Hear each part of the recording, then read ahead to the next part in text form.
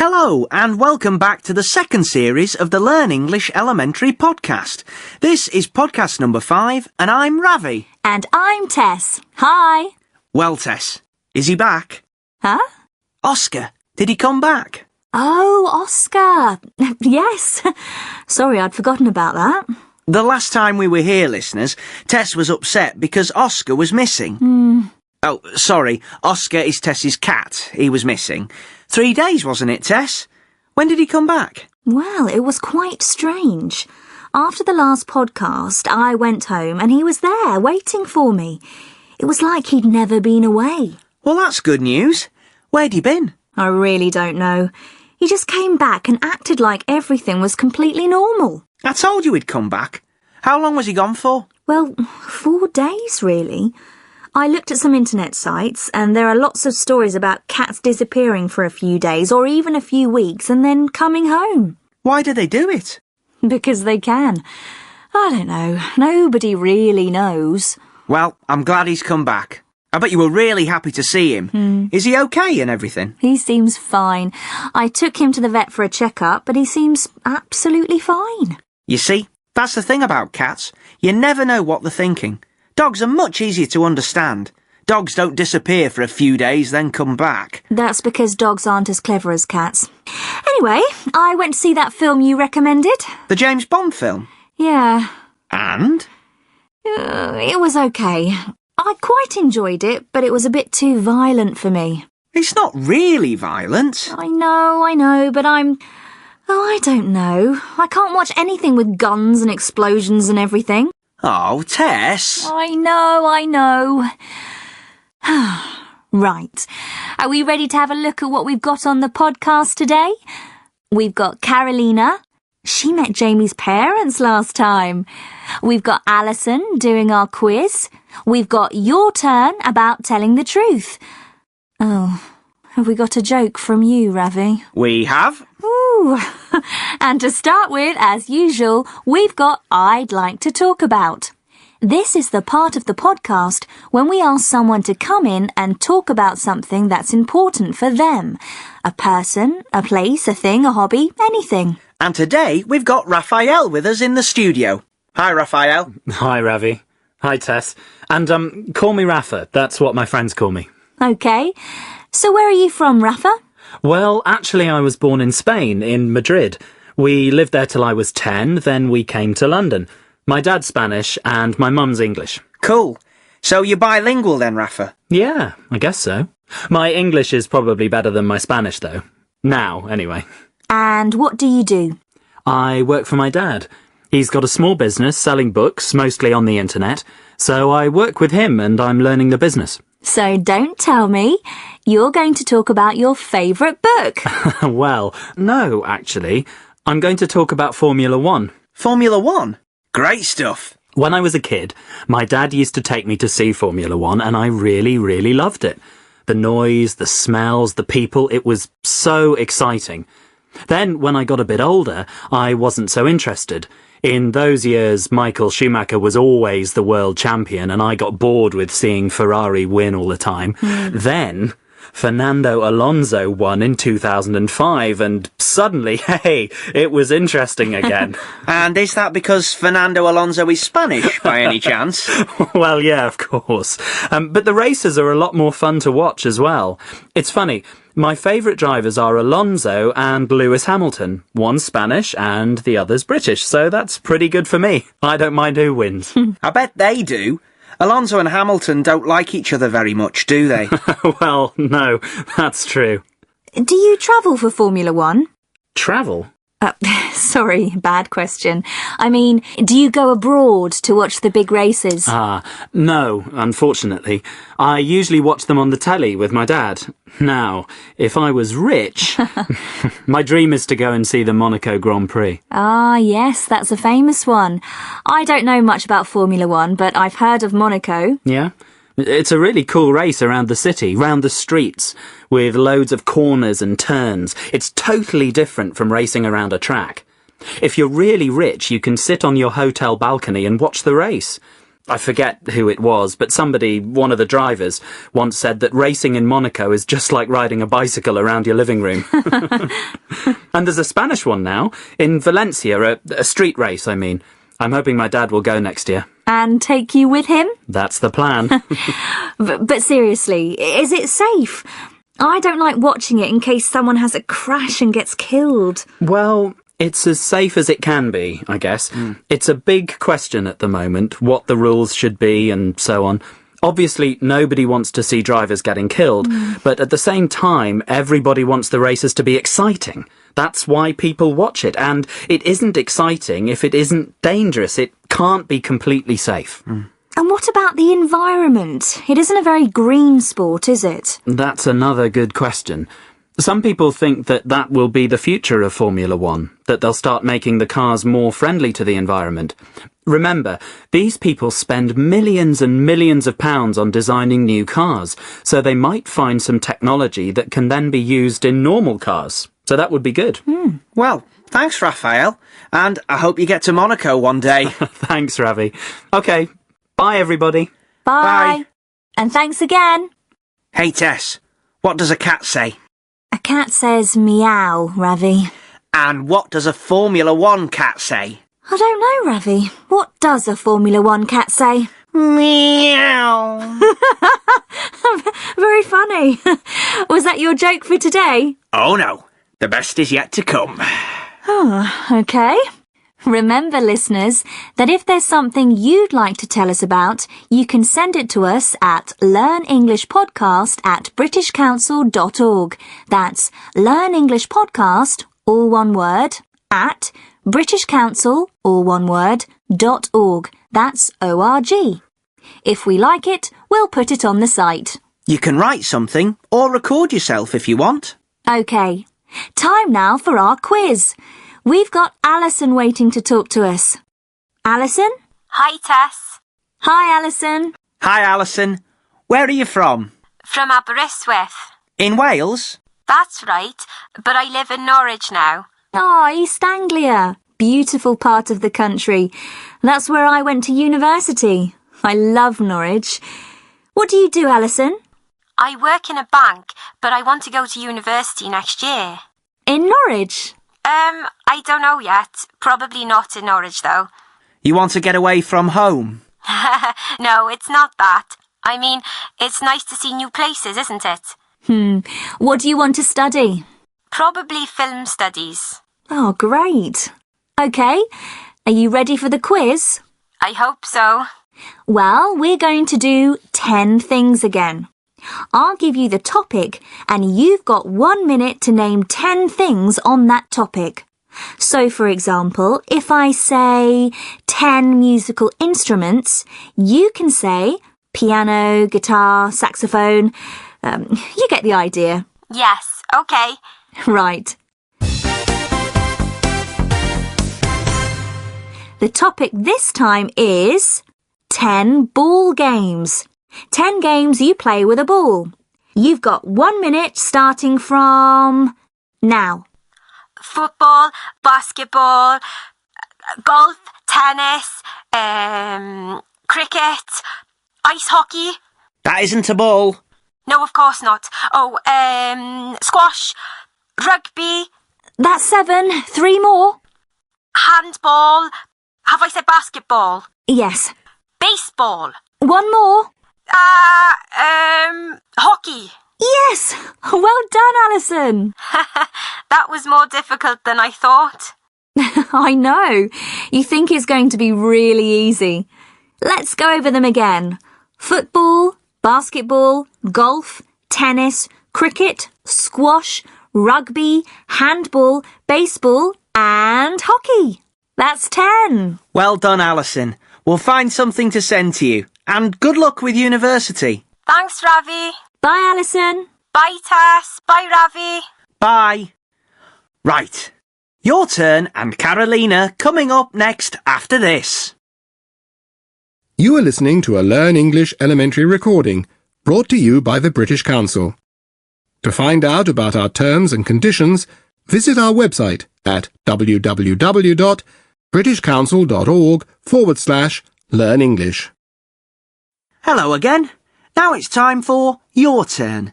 This is the part of the podcast when we go out to ask some different people a question and find out what they think. And this time the question is it always best to tell the truth? In other words, is honesty always the best policy? Good question. Is it better to tell the truth, or is it sometimes better to tell a lie? Let's see what people have to say about it. I think it's probably best to tell the truth most of the time. I think if you're dishonest or if you tell a lie, there's often a very good chance that you'll be found out or it will come back to hurt you. So I think on the whole, I think it's better to tell the truth. Although I have to say sometimes just so as not to hurt other people's feelings or for other particular reasons, it's probably okay to tell a small lie or to be a little bit dishonest. No, I don't think it's always best to tell the truth. I think it's sometimes a good idea to tell the truth. For example, if you have done something wrong, if you just tell the truth, then usually your problem is easy to solve. But if you lie about it, it can become more difficult to solve your problem. But I think if you are thinking about somebody's feelings, for example, if someone has their hair cut and it looks terrible and they ask you about it, it might be best to tell a small lie and tell them that it looks okay so that you don't hurt their feelings. Yes, it is always best to tell the truth, because if you don't tell the truth, your conscience is going to haunt you forever.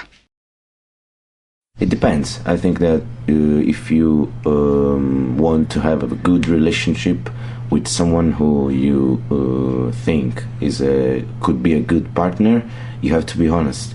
But in general, with friends or a person that you don't know very much, it's not that good, to be honest. Yes, it's a hard thing to do, but definitely, because in the end, if you start lying, you have to make lies to cover the lies, and in the end, it's just easier for everyone if you say what's on your mind. Whew, that was interesting. You know, I think it's usually best to tell the truth. Lies always cause more problems in the end. What do you think, Ravi? Oh, I don't know, Tess. That's a bit too simple. I bet if you think about the last week, you've told loads of lies. We do it all the time. We just don't notice it. Does it count as a lie when I laugh at one of your jokes? Well, yes, that's exactly what I mean about lies. Are you saying my jokes aren't funny? No, I always tell the truth. I'm getting confused now. Never mind, Ravi. And listeners, please send us your opinions about telling the truth. We'd love to know what you think. You can write to us or send us a recording. But now it's time to find out how Carolina's getting on. Carolina, you'll remember, is from Venezuela, but she's studying at Newcastle University and finding out about life in Britain. Last time we heard from her, she was visiting Jamie's parents. Jamie's her boyfriend. So let's see where she is today. Are you ready, Carolina? Oh, sorry, Emily. I wanted to wear that new jacket I bought. You know, the green one? But... What's wrong with it? It's really nice. Well, I wore it yesterday, and now look. The zip's broken. Look, it won't move up or down. I don't know what happened to it. I didn't notice it last night. Let me have a look. Yep, that's broken all right. It won't move at all. Oh dear, it was quite expensive. Do you think I should take it back to the shop? Well, yes, I do. The zip shouldn't break on a new jacket. It obviously isn't very well made. Have you still got the receipt? The receipt? The piece of paper they gave me when I bought it? Oh dear, I'll have to look for it. It must be in my bag somewhere. Oh, will you come with me, Emily, to the shop? What for? You can speak English. But it's really difficult in another language to complain. I don't like doing it in Spanish, but in English? Okay, I'll come with you, but you have to do the talking. I'll tell you what to say. You can practice before we go. Okay. Thanks, Emily. I bought this jacket here last week, and now the zip is broken. Oh. Don't worry. You'll be fine. Good morning. Can I help you? Yes. I bought this jacket here last week, and now the zip is broken. Here's the receipt. Have you worn this jacket? Once. I was wearing it when the zip broke. If you'd like to leave the jacket with us, we can put in a new zip. It'll be ready in a week. Oh, no, thank you. I don't want a new zip. I don't want to wait for a week. I'd like my money back, please. I'm afraid I can't give you your money back. The company doesn't give refunds for clothes that have been worn. I only wore the jacket once, and the zip broke. That shouldn't happen. Just wait for one moment, and I'll check if we have another jacket of the same size in stock. I'm sorry. I don't want another jacket. The same thing might happen again. I've already explained that I want my money back. Well, Manager. Oh, yes. Could I speak to the manager, please? Certainly. I'll call him. Mr. Parker, could you come over here, please? You're doing really well. To find another jacket in the stockroom, but the lady doesn't want another jacket. She says that she wants her money back. Good morning, madam. Good morning. Is this the jacket? Yes. And you bought this last week? Yes, that's right. And I'd like to say that I'm very disappointed with your shop. I think in the circumstances we can give you a refund. The zip is obviously faulty. Mrs. Johnson, the receipt is for $29.99, I believe. Could you give her the money, please? Certainly, Mr. Parker. Thank you very much. Phew. Well done. Well done, Carolina. This shop assistant wasn't very helpful, was she? No, I know. It depends on the shop, though. They all have different policies. The voice of experience? Well, yes, you know I do a lot of shopping. And let me tell you, it's always a good idea to speak to the manager. Yes, I think Carolina did really well. That's almost the end of this podcast. Ravi? Yes. This is a good one. A man goes into a library. Lots of people are sitting at tables reading and studying. He walks up to the desk and says to the woman, "I'd like a train ticket to Manchester, please." The woman behind the desk looks shocked and says, "I'm sorry, sir, this is a library." The man looks a bit confused for a few seconds and then says, "Oh, I'm terribly sorry. I'd like a train ticket to Manchester, please." Very good. Okay, that really is the end for this podcast. Remember, the address for anything that you want to send us is learnenglishpodcast@britishcouncil.org. Don't go away because Tom the teacher will be here in a moment to talk about some of the language that you heard in the podcast. But now, it's goodbye from Ravi and me. See you next time. Bye! Bye! You are listening to a Learn English elementary recording brought to you by the British Council. To find out more and to access language activities and audio scripts, visit our Learn English website at www.britishcouncil.org/learnenglish. Hi, I'm Tom. I'm here at the end of every podcast to talk about some of the language you heard in the programme and to talk about ways to help you learn English. Today, I want to talk about the words everybody and nobody. I'm sure you know what they mean. Listen to Raphael saying goodbye at the end of the I'd like to talk about section. Well, thanks, Raphael, and I hope you get to Monaco one day. Thanks, Ravi. OK, Bye, everybody. He says, bye, everybody. He's saying goodbye to all the people that can hear him, not just Tess and Ravi. He could also say, bye, everyone. Everybody and everyone mean exactly the same in English. There's no difference. Now listen to nobody. Tess and Ravi are talking about cats that disappear for a few days and then come home again.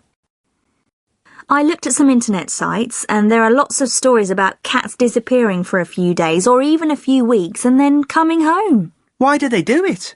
Because they can. I don't know. Nobody really knows. Tess says, nobody really knows. There isn't a person who knows the answer. She could also say, no one really knows. Nobody and no one are the same. There's no difference between them. So far, so good. But what about the verb? Is nobody singular or plural? Do we use a singular verb or a plural verb? Listen again. Listen for nobody and the form of the verb. I looked at some internet sites and there are lots of stories about cats disappearing for a few days or even a few weeks and then coming home. Why do they do it? Because they can. I don't know. Nobody really knows. That's right. Nobody knows. Tess uses the third-person singular form of the verb, the form that has an S in the present simple, the form that we use with he, she, or it. Here's another example. Rafa is talking about Formula 1. Listen for nobody and the verb. Well, it's as safe as it can be, I guess. It's a big question at the moment, what the rules should be and so on. Obviously, nobody wants to see drivers getting killed. Yes, he says, nobody wants. So try to remember to use the third-person singular verb form with nobody or no one. Now listen to Rafa again, but this time listen for everybody. What form of the verb does he use? Well, it's as safe as it can be, I guess. It's a big question at the moment, what the rules should be and so on. Obviously, nobody wants to see drivers getting killed, but at the same time, everybody wants the races to be exciting. That's why people watch it. Yes, he says everybody wants. He uses the third-person singular form of the verb with an S. This probably seems strange to you. Everybody means all of the people, but we use the singular verb form. Well, yes, it is strange, but the word everybody is singular grammatically, so we use the singular verb form. Try to remember, with everybody and everyone, we use the singular verb form. Now for something different. If you visit Britain, or another English-speaking country, you might have to speak English in difficult situations, like Carolina when she had to take a jacket back to the shop and complain about the broken zip. Listen to Carolina and Emily. What does Emily tell Carolina to do? Oh, will you come with me, Emily, to the shop? What for? You can speak English. But it's really difficult in another language to complain. I don't like doing it in Spanish, but in English? Okay, I'll come with you, but you have to do the talking. I'll tell you what to say. You can practice before we go. Yes, she says, you can practice before we go. That really is very good advice.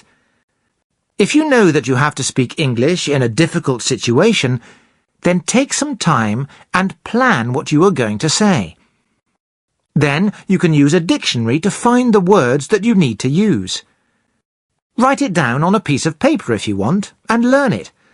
Or practice the dialogue with a friend. You'll feel much more confident about what you're going to say. Just like Carolina. She did really well in the shop. The manager gave her her money back. Now I want to look at another word. The word actually. Listen to Tess and Rafa. What does Rafa mean when he uses actually? I work for my dad. He's got a small business selling books, mostly on the internet, so I work with him and I'm learning the business. So don't tell me. You're going to talk about your favourite book. Well, no, actually. I'm going to talk about Formula 1. Did you hear it?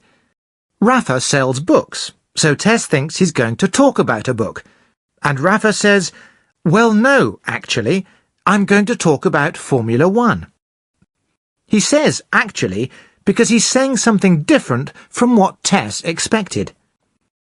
Listen to another example, from Tess and Rafa again. OK. So where are you from, Rafa? Well, actually, I was born in Spain, in Madrid. We lived there till I was 10, then we came to London. Rafa says, well, actually, I was born in Spain.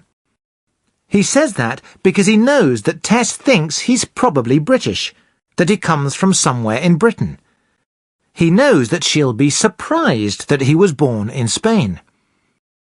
In some languages, like Portuguese for example, actually is a false friend. That means that the word in English has a different meaning to the word in Portuguese. Actually in English means in reality. It means that you're giving the true information about something. It doesn't mean at the moment or nowadays. I talked about false friends in Series 1, in podcast number 7, and there's an exercise in the support materials too. If someone says, "You're Spanish, aren't you?" you can say, "Well, actually, I'm Mexican." Try to notice actually in the English that you read and hear this week. Now for a phrase that you can use this week in English. Listen to Ravi talking to Alison at the end of the quiz. Well done, Alison. We'll find something to send to you. And good luck with university. Thanks, Ravi. Ravi says, good luck with university. He hopes that everything goes well for Alison when she goes to university. So, if someone has an exam the next day, or is going to start a new job, you can say, good luck with the exam, or good luck with the new job. Say good luck to someone this week. OK, I'm going to stop there. I'll talk to you all again next time.